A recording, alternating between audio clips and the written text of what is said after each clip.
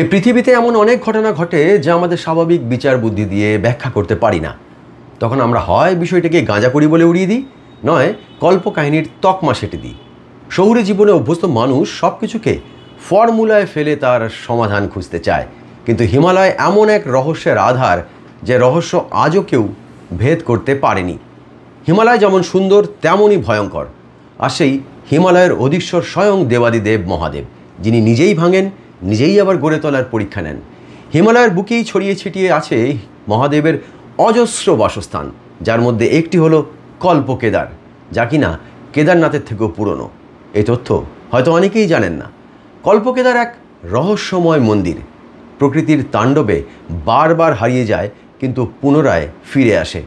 তাই পণ্ডিতরা এই মন্দিরকে চলমান মন্দির বলে আখ্যা দিয়েছেন, যা ধ্বংস হয়েও বারবার ফিরে ফিরে আসে।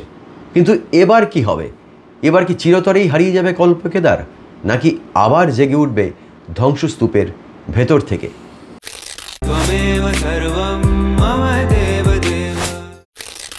পুরোটা জানতে হলে দেখতে পারেন ভিডিওটি, লিংক নিচে দিয়ে রাখলাম।